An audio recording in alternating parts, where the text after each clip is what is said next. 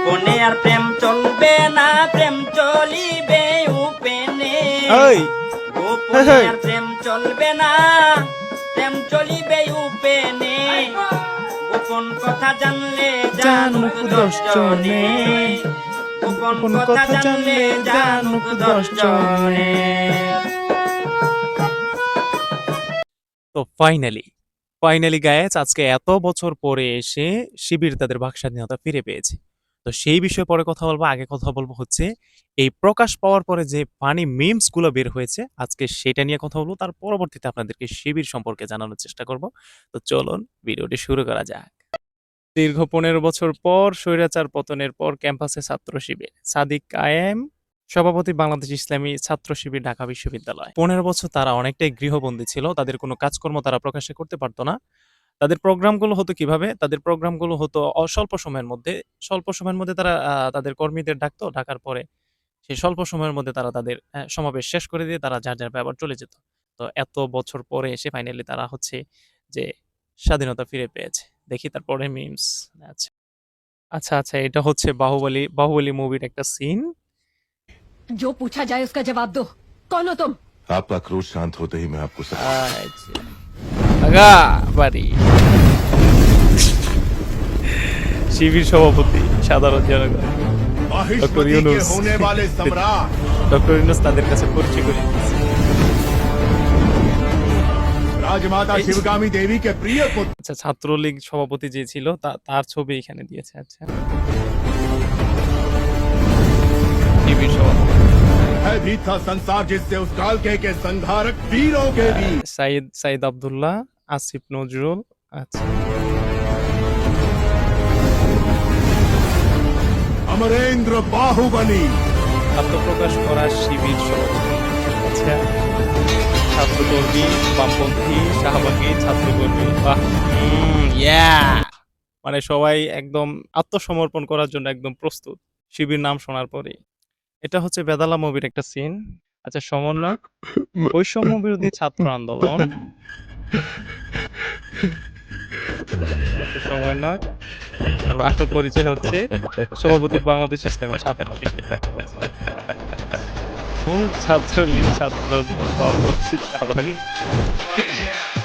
একবারে আতঙ্ক হয়ে গেছে। সেখানে আতঙ্ক হওয়ার কিছু নেই, সে তোমাদের মারতে আসে নাই। আচ্ছা, এত বছর ধরে এত চেষ্টা করলাম নিজেকে লুকায় রাখার, আর পারলাম না।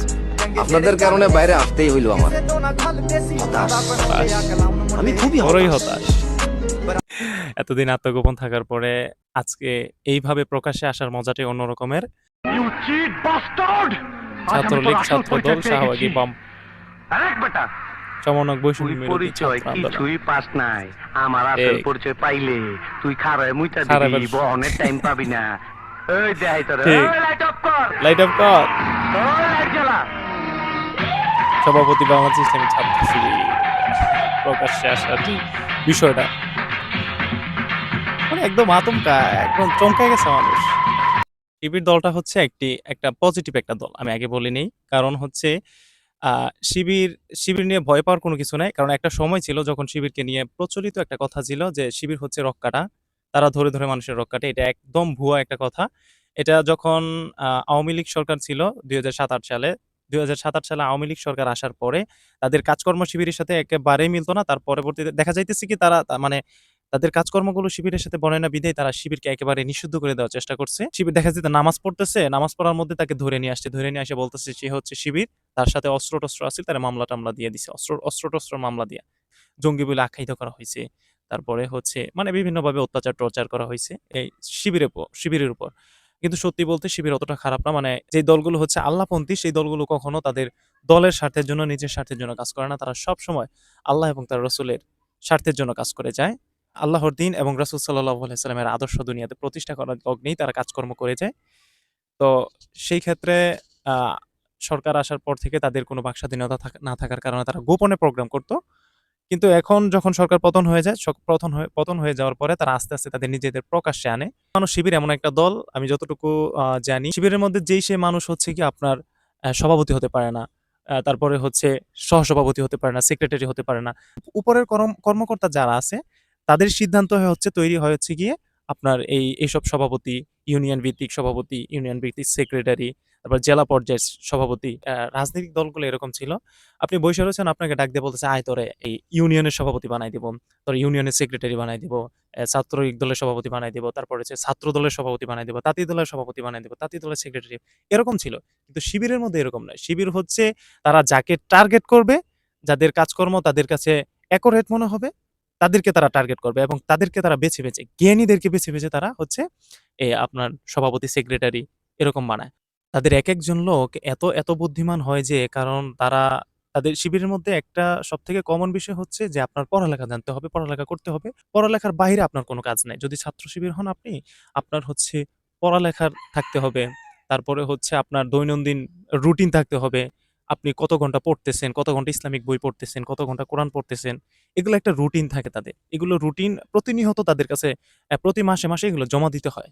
যেই ছেলেগুলো ইসলামিক বই পড়বে প্রতিদিন ৩ ঘন্টা করে, ২ ঘন্টা করে, বা একটা বই পড়লো বা কোরআনের কিছু আয়াত পড়লো, হাদিস পড়লো, ইসলাম সম্পর্কে জানলো, নিঃসন্দেহে আমি বলতে পারি সেই ছেলেগুলো কখনো খারাপ হতে পারে না। সেই ছেলেগুলো কখনো কারো রগ কাটতে পারে না। তারপরে কারো কোনো অন্যায় কাজ করতে পারে না সমাজের মধ্যে, বা অন্যায় কাজকে প্রশ্রয়ও দিতে পারে না। এটা আমার ধারণা বলে মনে হয়। জানি না মানুষ এটা কিভাবে নেয়। কিন্তু যখন ঢাকা বিশ্ববিদ্যালয়ের মধ্যে শিবির প্রকাশ্যে আসছে, আসার পরে মানুষ অনেকটা আতঙ্কিত হয়ে গেছে। আমি বলি কি, এখানে আতঙ্কিত হওয়ার কিছু নেই। কারণ হচ্ছে ছাত্র শিবির হচ্ছে একটি সুশৃঙ্খল দল। এখানে কোনো দলের স্বার্থকতা নেই। তারা একমাত্র কাজ করে জনগণের স্বার্থে। তারপরে হচ্ছে আল্লাহর সন্তুষ্টির জন্য, রাসূলের আদর্শ অনুযায়ী তারা কাজ করে। সাদিক কায়েম যখন সে প্রকাশ্যে আসছে যে সে হচ্ছে ছাত্র শিবিরের সভাপতি, তখন পরবর্তীতে মানুষ একটু আতঙ্কিত হয়ে গেছে ছাত্ররা। কারণ হচ্ছে শিবির নামটা এমনিতেই ১ম থেকেই তারা নেগেটিভলি ভাবে প্রচার করছে, বিরোধী দল যারা ছিল। পরবর্তীতে যখন তারা শিবির সম্পর্কে জানতে পারে, পরবর্তীতে তারা এই বিষয়টা আস্তে আস্তে ক্লিয়ার হয়ে যায় যে শিবির আসলে এতটা খারাপ না। এখন দেখা যাইতেছে কি, ভার্সিটির ৯০% মানুষই শিবিরকে পজিটিভলি নিতেছে। কেউ তারা নেগেটিভ নিতেছে না। সাধারণ শিক্ষার্থী হিসেবে আমি ক্যাম্পাসে ছাত্র রাজনীতির বিরুদ্ধে। আমি চাই না আমার ক্যাম্পাসে মৌলবাদ বা সাম্রাজ্যবাদ আবার ফিরে আসুক। আমি চাই সাধারণ শিক্ষার্থী হিসেবে সবাই সমান সুযোগ সুবিধা ভোগ করুক। আর এর জন্য আমাদের ভিসি স্যার যতটুকু দরকার উনি নিশ্চয়ই সে পদক্ষেপটা নেবেন। আচ্ছা, এই আপুর বিষয়টা আমি ক্লিয়ার করি। ছাত্র রাজনীতি বলতে এখানে শিবির কোনো রাজনীতি করবে না।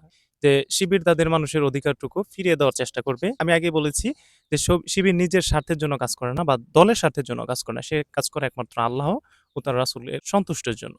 শিবিরের সভাপতি উন্মুক্ত হয়েছে, আমি যতটুকু জানি শিবির তারা হয়তো এতদিন আড়ালে থেকে তাদের কর্মকাণ্ড প্রকাশ করেছে, তো কর্মকাণ্ড চালিয়েছে, এখন তারা প্রকাশ্যে করছে। এখন যেহেতু সবাই সবার মত প্রকাশ করার স্বাধীনতা পাচ্ছে, একটা দেশ আমাদের ইনডিরেক্টলি আমাদের দেশ একটা একনায়কতান্ত্রিক দেশ ছিল, ইনডিরেক্টলি একনায়কতান্ত্রিক দেশ ছিল গণতন্ত্রের আড়ালে।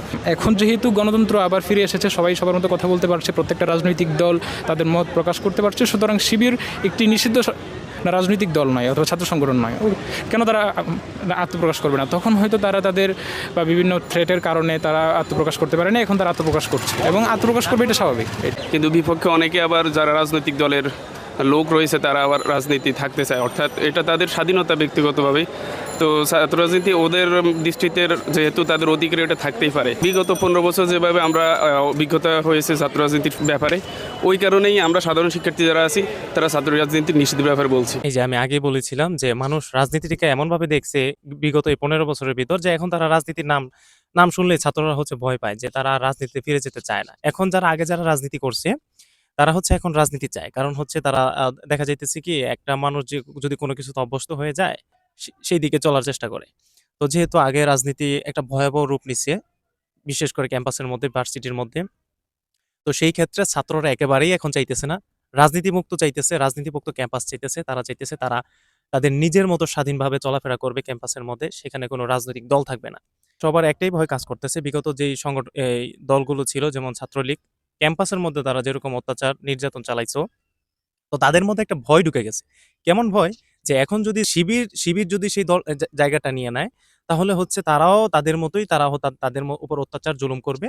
যার কারণে তারা এখন কোনো দল তারা ক্যাম্পাসে, ভার্সিটিতে চাইতেছে না। এইজন্য তারা হচ্ছে একটু ভয় বলতে একটু আতঙ্কের মধ্যে আছে, যে যার কারণে তারা ডিরেক্টলি বলে দিতেছে যে তারা হচ্ছে এখন বর্তমানে আর কোনো রাজনৈতিক দল, রাজনৈতিক সংগঠন এগুলো তারা বর্তমানে এখন ক্যাম্পাসের মধ্যে চায় না। আর রাজনীতির যে বিষয়টা ঢাকা বিশ্ববিদ্যালয় থেকে একেবারে পুরোপুরি নিষিদ্ধ করে দেওয়া হয়েছে, যার কারণে এখন সেখানে আর কোনো রাজনীতি আর চলবে না। শিবিরের সভাপতি অভিনয় হয়েছে, এটা আমাদের যে রাজনৈতিক পরিবর্তন অর্থাৎ ফ্যাসিবাদের যে পরিবর্তন এটার একটা সম্ভাবনাময় দিক। এখন রাজনীতি যে প্রেক্ষাপটটা পরিবর্তন হয়েছে বা গণতান্ত্রিক যে পরিবেশ এটার একটা বহিঃপ্রকাশ শিবিরের সভাপতি এখানে ওপেন হয়েছে। এতদিন তারা এই ছাত্রলীগের কারণে বা বিভিন্ন যে একপাক্ষিক রাজনীতি ছিল এটার কারণে তারা লুকিয়েছিল। তো আমি বলতে পারি শিবিরের সভাপতি আসছে, এটা আমরা তাদেরকে সাধুবাদ জানাই। যে বিভিন্ন হুমকি ধামকির কারণে শিবির হচ্ছে প্রকাশ্যে আসতে পারেনি, যার কারণে তারা শিবির যে সংগঠনটা ছিল তারা বিরোধী দল তাদেরকে একদম ধামাচাপা দিয়ে রাখছে, যার কারণে মানুষ শিবির সম্পর্কে অনেক কিছুই জানে না, যার কারণে তারা এটা পজিটিভলি নিতে পারতেছে না, নেগেটিভ দিকেই তাদেরকে নিতেছে, শিবিরকে নেগেটিভ দিকে টানতেছে। সত্যি কথা বলতে হচ্ছে শিবির যেহেতু প্রকাশ্যে এসে গেছে, তো এখানে আমি মনে করি যে দুশ্চিন্তার কোনো কারণ নাই, কারণ শিবির ওরকম কোনো কাজকর্ম করবেই না যাতে সাধারণ মানুষ ভোগান্তিতে পড়বে। কিন্তু শিবির সম্পর্কে তাদের কোনো আইডিয়া নেই, যার কারণে তারা এসব কথা বলতেছে। আমি বলবো যদি আপনাদের আশেপাশে কোনো শিবির বন্ধু বান্ধব থাকে বা শিবিরের অনেক বই পাবলিশ হয় বিভিন্ন এই লাইব্রেরিতে, আপনারা শিবিরের কিছু বই, তারপরে শিবিরের সংবিধান এসব নিয়ে পড়বেন, তাহলে আপনারা হয়তো অনেকটা শিবির সম্পর্কে জেনে যাবেন। তো আপনাদের আশেপাশে যারা বন্ধু বান্ধব আছে তাদের সাথে ওঠা বসা করলো এই বিষয়টা আপনারা ক্লিয়ার হয়ে যাবেন যে শিবির কেমন সংগঠন বা শিবির আসলে চায় কি, শিবির দলটা আসলে মানুষের প্রতি কতটুকু অবদান রাখতে চায় বা দেশের প্রতি কতটুকু অবদান রাখতে চায়, এই বিষয়টা আপনি ক্লিয়ার হয়ে যাবেন। আমি বলবো আপনাদের আশেপাশে বন্ধু বান্ধব যদি কেউ থাকে তাদের সাথে ওঠা বসা করেন, সময় দেন, এই শিবির সম্পর্কে জানার চেষ্টা করেন। হ্যাঁ, তারা অবশ্যই, আপনি যদি জানতে চান আপনাদেরকে অবশ্যই তারা জানাতে বাধ্য। তো এই ছিল আজকের ভিডিও। ভালো থাকবেন, সুস্থ থাকবেন, টাটা।